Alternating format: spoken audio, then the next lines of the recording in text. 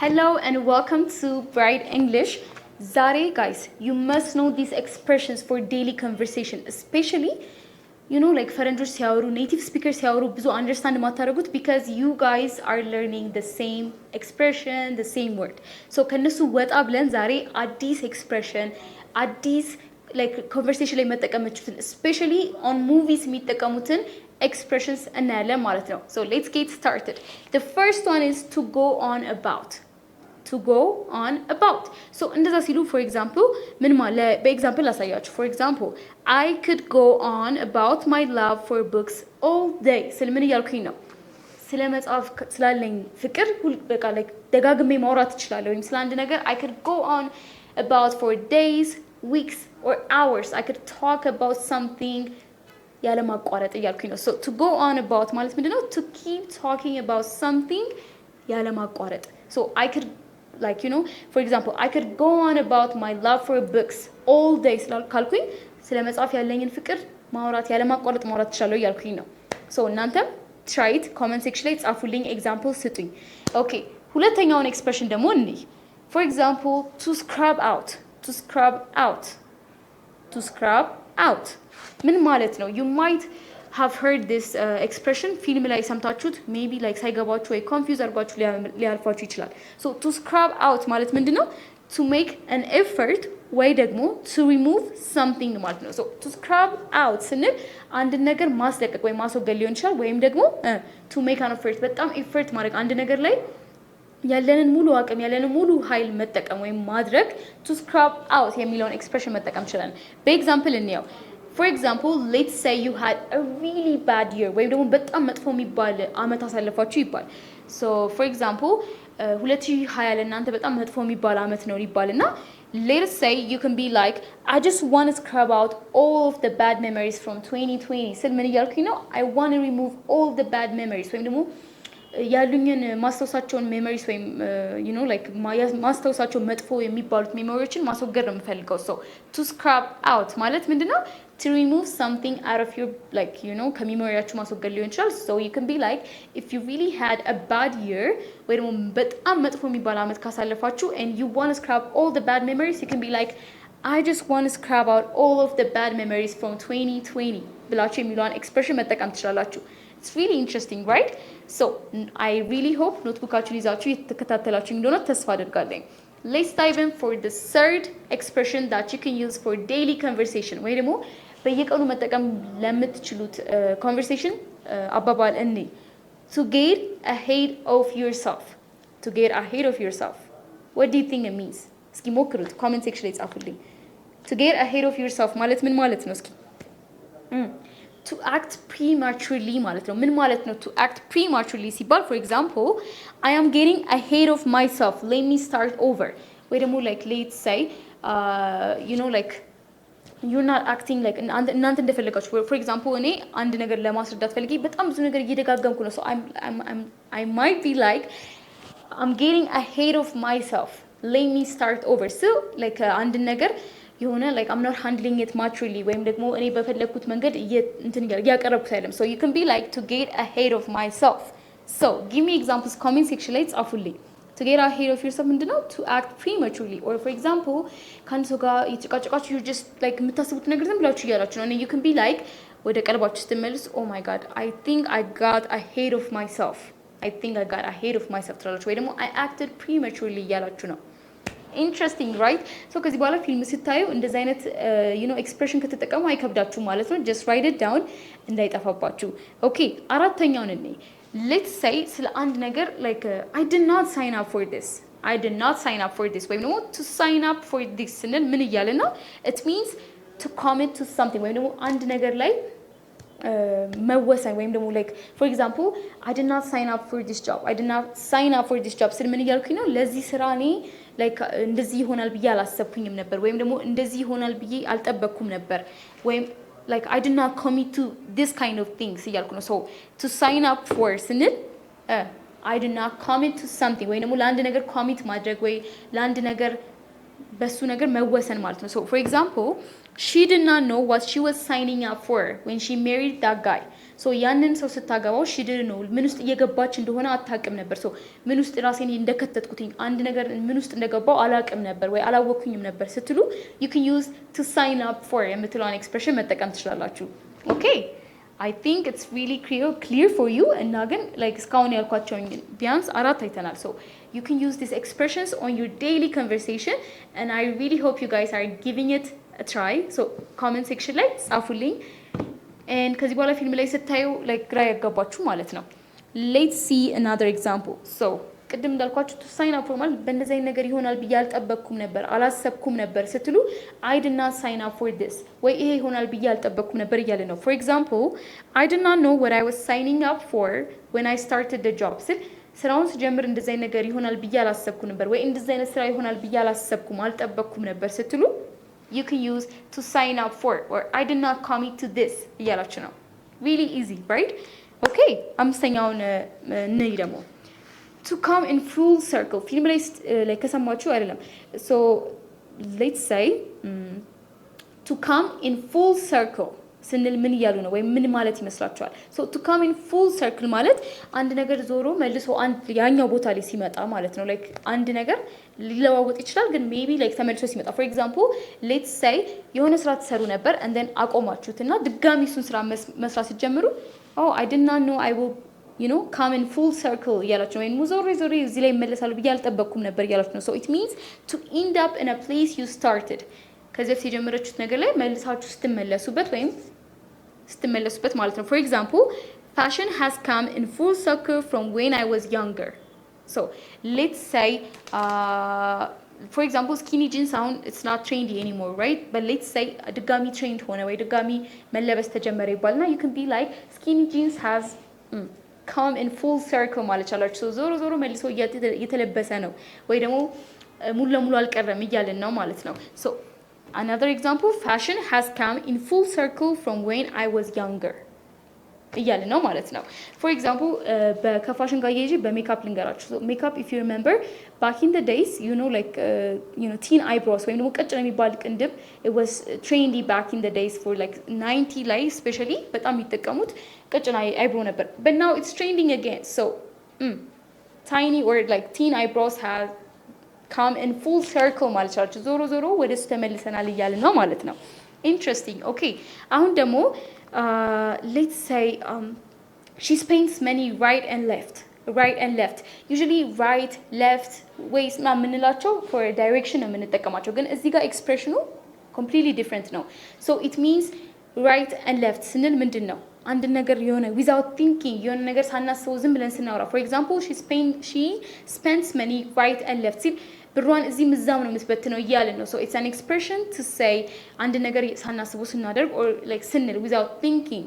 so I said what I said right and left like ሳላስበው ነው ያልኩት without thinking or ደግሞ I did it quickly like በደም ሳላገናዝበው አንድ ነገር በደም ሳላብሰለስል አልኩትኝ እያልን ነው ማለት ነው።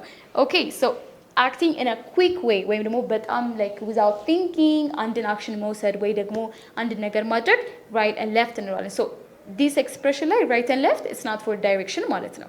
turn right turn left ስንል it's for like በዚህ ታጠፍ በዚህ በቀኝ ሂድ እያልን ነው። but on this expression we're saying doing something without actually thinking of it or ደግሞ like አንድ ነገር ምን ያመጣብኛል ብለን ሳናስብ ወዲያው ማድረግ። so she spends money right and left ስል ገንዘቧን ሳታስበው ነው ዝም ብላ የምትጥለው ወይ የምትበትነው እያልን ነው ማለት ነው።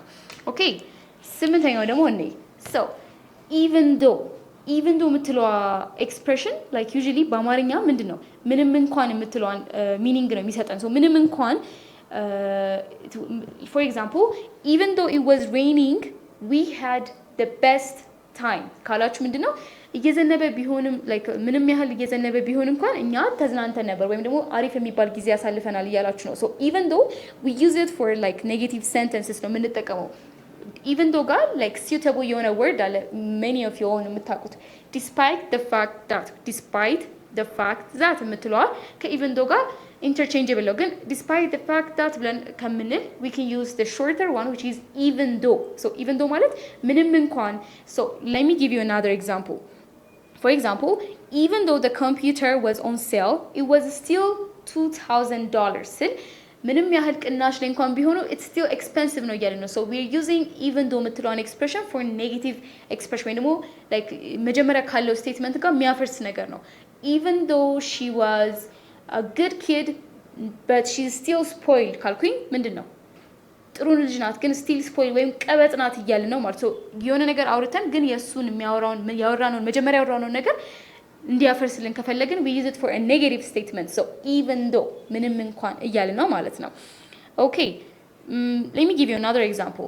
Even though it snowed while we were camping, we had a great time. ስንል ምን እያልኩኝ ነው? ምንም ያህል በረዶ እየዘነበ ቢሆንም ግን እኛ we had a great time while we were camping. So it's kind of the opposite for what you guys wanted to say. So መጀመሪያ ካላችሁት ነገር ጋር it's completely opposite ማለት ነው. Okay.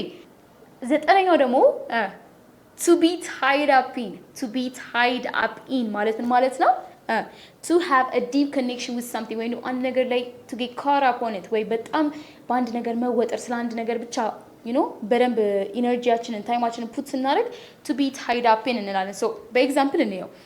I have so much time and energy tied up in this project. I don't want it to fail ስንል ለዚህኛው ፕሮጀክት በጣም ብዙ ኢነርጂ በጣም ብዙ ጊዜ so ኢነርጂያችንና ጊዜያችንን ስፔንድ አድርገናል for this. so for this project በደንብ ኢነርጂን tied up ወይ ደግሞ ሙሉ የሚባለውን አቅሜን ኢነርጂን አስቀምጫ ወይ ደግሞ like ሰዎች አለኝ ግን I don't want it to fail like እንዲበላሽብኝ አልፈልግም because I have put my all in it. so to be tied up ማለት ያለንን ሙሉ አቅም አሟጠን ስንጠቀም ወይ ደግሞ like to be completely to have a deep connection with something you can say to be tied up in ማለት ነው. I really hope note እየወሰዳችሁ እየጻፋችሁ እንደሆነ. so let's move on to አስረኛው expression. These are daily expressions you can use like for daily conversation ሊሆኑ ይችላሉ እና usually like native speakers film ሲሰሩ maybe understand ማታደርጉት it's because you're stuck on the same kind of expression. so upgrade አድርጉት your like እንግሊዘኛችሁን upgrade ለማድረግ ከፈለጋችሁ እነዚህን ኤክስፕሬሽኖች መጠቀም ትችላላችሁ ማለት ነው. moving on to the tense one. when I think back to it. so when I think back to it ስንል ምን እያልን ነው?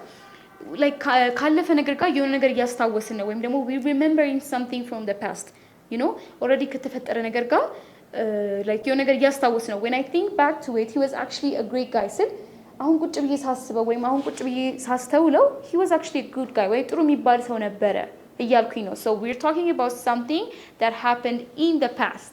okay, it's really easy አይደለም?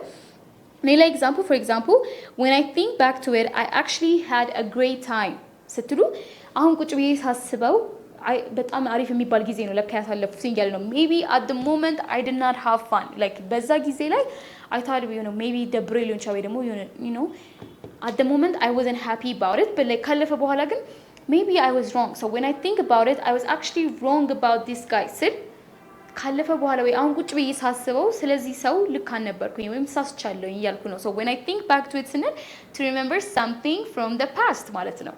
interesting, right? okay, አሁን ደግሞ my favorite expression that I use on my daily conversation ምንድን ነው? a cop out. a cop out ምንድን ነው? a cop out ስንል to avoid something that you should do. to avoid something አንድ ማድረግ ያለብንን ነገር ግን ማድረግ አልፈለግንም. let's say we're tired, let's say we don't want to do it, or let's say we're just lazy. so we use this to avoid a problem or something difficult or something we don't want to do. for example, let's say አንድ ቦታ መሄድ አልፈለጋችሁም or you don't want to go to this party. so you can be like my excuse was just a cop out ስንል ምንም ነገር አዲስ ሌላ ነገር ተፈጥሮብኝ አይደለም I just didn't want to go. so cop out ምንለው it's like avoiding something that I was supposed to do or like maybe I was supposed to go to that party ግን I didn't want to go. so I can use it as an excuse ወይም እንደ ምክንያት መጠቀም እችላለሁ. so cop out ደግሞ let's say you can also use it to defend yourself. እንዴት ብትሉ for like to defend yourself ስንል for example like let's say አንድ ቦታ you really don't want to go like የምር መሄድ አልፈለጋችሁም for that party. so you can be like it's not a cop out, trust me it's not a cop out, I'm just really sick ስል ምንድን ነው እመኑኝ ወይ እመነኝ like ይሄ እንደ excuse እንደ ምክንያት እንደ ሰበብ እየፈጠርኩ አይደለም የምር መሄድ አልፈለኩኝም. so a cop out ማለት ሰበብ ማለት ነው አንድ ነገር ማድረግ ሳንፈልግ ስንቀር ወይ ደግሞ maybe it might be difficult for us. for example, my excuse was just a cop out ለሚለው for example let's say you don't want to go to work like ወደ ስራ ቦታችሁ መሄድ አልፈለጋችሁም so you can use my excuse was just a cop out ስትሉ like ምንም reason የላችሁም ይሄን ያህል እዚህ ግባ የሚባል የሆነ ምክንያት የላችሁም ግን you just didn't want to go ሌላኛው ደግሞ በምንድነው መጠቀም እንችላለን to defend ourselves ወይም ራሳችንን defend ማድረግ ስንፈልግ so you can use it interchangeably English is interesting by the way okay 12ኛው ላይ ገባን 12ኛው ላይ ደግሞ ምን ይለናል to win you something so to win you something ስንል for example to be successful in getting something it could be like ለሰው መጠቀም ይችላል ለምሳሌ he won my heart ስል ምን እያልኩኝ ነው like ልቤን አሸንፎኛል ወይ ደግሞ I actually like him ምናምን እያለ ነው so to win you something ስንል አንድ ነገር like በተሳካ ሁኔታ ማድረግ ወይም to be successful in doing something እያለ ነው so give me examples in the comment section I expect from you guys so ከዚህ በኋላ you guys won't have a trouble understanding what native speakers are saying ፊልም ላይ ምናምን ምንድነው የሚያወሩት ምን እያሉ ነው አትሉም ማለት ነው because you guys will go to the advanced level ራሳችሁን በደንብ upgrade አድርጉ okay 13ኛው ላይ ደርሰናል so to set the stage ማለት ደግሞ ምንድነው stage usually ምንድነው መድረክ የምንለው ነው ወይ ደግሞ something ከኛ ከፍ ያለ ነገር like for example you might be in a theater like ቁጭ ብላችሁ የምታዩበት stage ነው ወይም ደግሞ አክተሮቹ የሚቆሙበት ቦታ ነው stage የምንለው ግን እዚህኛው ላይ ምንድነው to set the stage ማለት የተፈጠረው ነገር ቁልጭ አድርጌ like በአክቲቪቲ ሊሆን ይችላል በአክሽን ሊሆን ይችላል አንድን ሰው ጭንቅላቱ ላይ ያንን ነገር መሳል ወይ ማስቀመጥ ማለት ነው for example to describe the setting ማለት ነው which means let's say you want to talk about like ልጅ ያላችሁ የሆነ አያታችሁ የምታደርግላችሁ ነገር for example መናገር ፈልጋችሁ so you want to set the stage for your friend ሊሆን ይችላል ያንን ነገር ለምሳሌ አያቴ እንዲህ ታደርግ ነበር እንዲህ like ሽሮ እንደዚህ ታደርግ ነበር እንደዚህ ታጫውተን ነበር ተረተረት ታነብልን ነበር so you're setting a stage for someone ወይም ደግሞ you're describing the setting ለአንድ ሰው እየነገራችሁ ነው ያንን setting For example, let me give you another example. Let me set the stage for what holidays with my families are like. Bilachu, like I spend it with my family. I have 3 brothers. I have 3 sisters. For example, for Christmas, we build trees and then we decorate them. Here, you're setting the stage for someone where you're describing ምን አይነት ነገር እንደምታሳልፉ you're explaining to them so to set the stage ማለት ለአንድ ሰው ማስረዳት ወይም ደግሞ ምን አይነት like ነገር እንደምታደርጉ ምናምን like describe እያደረጋችሁ ነው ማለት ነው so take notes you guys አሁን ደግሞ to be experienced ማለት ምንድነው this one is an easy one actually to have a knowledge or a skill about something በመናደርገው ነገር ላይ more እውቀት ማግኘት ወይ ደግሞ more like knowledge ማግኘት ማለት ነው for example the only way to become experienced is to practice a lot for example if you want to be experienced in what you do you need to practice ስላችሁ ምን ያልኩ ነው አሁን በምትሰሩት ነገር ላይ እጅጉን በጣም ጎበዝ መሆን ከፈለግ ምንድነው like practice ማድረግ አለብህ ወይም በደንብ ራስን አዲስ ነገር ለማወቅ open መሆን አለብህ ያልኩኝ ነው so to be experienced ስል it means to have knowledge or to gain knowledge about something or ስለሆነ ድርጊት ወይም ስለሆነ ስራ ሊሆን ይችላል to gain more knowledge about something እያለ ነው ማለት ነው okay እስካሁን ነው ያወሰዳችሁ ነው ብዬ አስባለሁኝ let's see the next one up until ማለት ምን ማለት ነው to happen and stop ማለት ነው so to happen and stop ማለት like for example like up until is like past ነገር ወይም ደግሞ ላቆማችሁት ነገር ነው የምትጠቀሙት up እና until what's the difference ካላችሁ ደግሞ they're like የሚለዋወጡ ቃላቶች ናቸው you can use them as a substitute words but up until ማለት for example የሆነ ነገር like happen አድርጎ ነበር ግን it stopped so አንድ ነገር ተፈጥሮ ነበር ግን አቁሟል አሁን ላይ ማለት ስትፈልጉ for example I liked that guy up until I saw him with another girl ስትሉ ያንን ሰው ወደው ነበር ግን it's like a past action but you stopped it now so up until ምንለው ከዚህ በፊት የምታደርጉት ነገር ግን አሁን ላቆማችሁት ነገር ነው ማለት ነው okay you guys give me examples comment section ላይ examples ስለምጠብቅ ጻፉልኝ 16ኛው ላይ ደርሰናል so ምን ይለናል for lack of a better word ደግሞ ለምን እንደምንጠቀመው for example ስለሆነ ነገር explain ማድረግ ፈልጋችሁ ግን you don't know the exact word ወይም የትኛውን ቃል መጠቀም እንዳለባችሁ አታውቁም so it's not the best word ግን like የመጣላችሁ ሊሆን ይችላል so you can be like for lack of better word it's explained like this ወይም ደግሞ I suppose it's like this ስትሉ ትክክለኛውን ቃሉን አላውቀውም ግን እንደዚህ ይመስለኛል ወይ እንደዛ ይመስለኛል እያላችሁ ነው so for a lack of better word ማለት የተሻለ ቃል አለ ግን you can't find it or ደግሞ like አልመጣላችሁም at the moment of speaking ማለት ነው so you can use this expression for your daily conversation with people to upgrade your English level okay አሁን ደግሞ to justify something የምትለዋን እንዴ to justify something ምንድነው to prove something like አንድ ነገር ልክ ነው ብላችሁ ለማሳመን ስትፈልጉ for example let's see they both tried to justify their actions but in the end they realized they just needed better communication okay ሊረዝምባችሁ ይችላል ልድገምላችሁ they both tried to justify their actions but in the end they realized they just needed better communication ስንል to justify something ምንድነው ሁለቱም የራሳቸውን ሐሳብ ማስረዳት ፈልገው ወይም ደግሞ like አንዱን ለማሳመን እየሞከሩ ነው ግን it didn't work so what they're doing is like better communication ነበር የሚያስፈልጋቸው ወይም የተሻለ ንግግር አነጋገር ነበር የሚያስፈልጋቸው እያለ ነው so to justify something ስንል it means you want to prove something to someone ወይ ደግሞ like ለምሳሌ it could be in court ለምሳሌ court ላይ ካያችሁ can you justify your action or like እንደዚህ justification መጠየቅ ስትፈልጉ to prove something right ወይም ደግሞ አንድ ነገር ልክ መሆኑን አለመሆኑን ማረጋገጫ አለህ ወይ አለሽ ወይ እየተባላችሁ ነው ማለት ነው so to justify something ማለት to prove someone it's right or like ልክ ነኝ ወይ ደግሞ ይሄን ነገር ማሳመን እችላለሁ እያላችሁ ነው ማለት ነው my favorite expression ደግሞ በጣም እኔ የምትመቸኝ to cut someone slack I'm pretty sure film ላይ ሰምታችሁታል so to cut someone slack ማለት ምንድነው to treat someone in a less critical way for example let's say you had a really bad day and I like you know your friend የሆነ እናንተ የምትሉትን ነገር criticize ያደረገ ነው ወይ እየተቃወማችሁ ነው ወይ ደግሞ ዝም ብሎ የሆነ ይሄን ብታረጊ ሲላችሁ you can say I had a really tough day cut me some slack ትላላችሁ so cut me some slack ማለት just like you know treat me in a less judgmental way ወይ ደግሞ like go easy on me like እያላችሁ ነው ማለት ነው let me give you another example for example someone is being so serious like ለእናንተ ላይ በጣም የሆነ የተኮሳተረባችሁ ነው ወይ something like that you can be like stop being so serious cut me some slack ማለት ትችላላችሁ or ደግሞ someone is like you know bullying you for losing a game and ጨዋታ የተጫወታችሁ you know you lost እንበልና they're bullying you for it so you can be like cut me some slack it's just a game so go easy on me ወይ ደግሞ don't be tough on me like or don't like criticize me እያላችሁ ነው አንድ ሰው ማለት ነው or ሌላ ደግሞ for example let's say you're the one being gentle with someone እናንተ ብትሆኑስ ነው like እናንተ ከሆናችሁ ደግሞ you're like